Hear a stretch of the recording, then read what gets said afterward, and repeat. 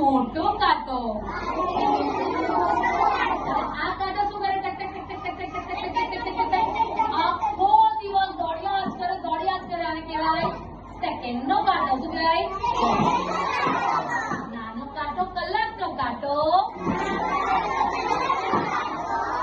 મોટો કાંટો મિનિટનો કાંટો.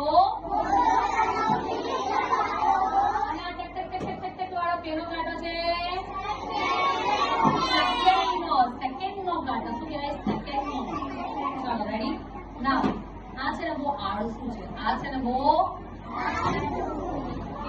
ધીમે અહીંયાથી અહીંયા ચાલે. આખા દિવસમાં 1 અને 2 રાઉન્ડ ફરે. કેટલા આખા દિવસના 1 અને 2 રાઉન્ડ ફરે. આ તો બહુ બધી વાર. આ છે ને 24 વાર રાઉન્ડ ફરે. કેટલી વાર? 24 વાર. અને આ કેટલી વાર ખબર છે તમને લોકોને? 24 મલ્ટીપ્લાય બાય 60. બહુ બધી વાર. કેમ કે આખો દિવસ એક જ કામ કરે. તમારા ઘરે ઘડિયાળ છે ને?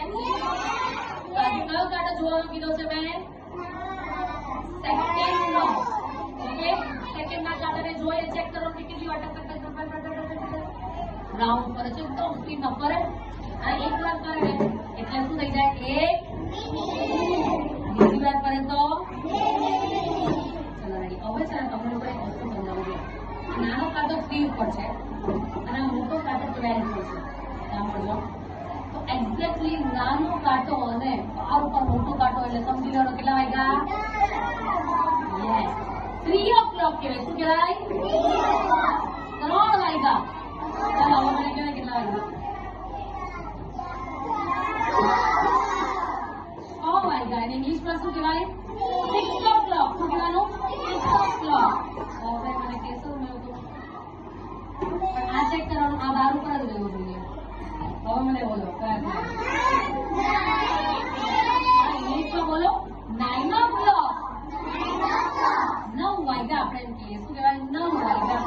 પણ ઘડિયાળમાં જોઈને તમારે લોકોએ કલાક ખાલી 12 ઉપર કાંટો આવે એટલે ચેક કરવાનું ચાલુ કરો કે એક્ઝેક્ટલી કેટલા વાગ્યા.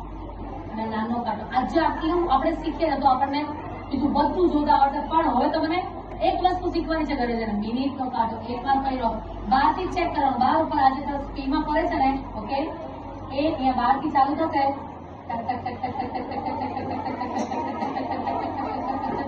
અહીંયા પાછો 12 ઉપર આવે એટલે તમારે બોલવાનું કેટલી? 1 મિનિટ. 1 મિનિટ. પછી પાછું તો પાછું ચાલુ કરવાનું. કેટલી મિનિટ થાય? 2 મિનિટ. એવી રીતે તમારે 5 મિનિટ સુધી વોચને કન્ટિન્યુઅસલી જોવાનું છે. અને પછી મને કહ્યું મેં કાલે જોઈ 5 મિનિટ જોઈ. ત્યારે આ કાંટો છે ને, આ કાંટો ધીમે ધીમે આવશે. આપણને ખબર પણ નહીં પડે કે આ ક્યારે હલ્યો અને એક જગ્યા ઉપરથી અહીંયાથી અહીંયા આ મોટો કાંટો આવી ગયો. એટલું જોવાનું છે તમારે. જોશો?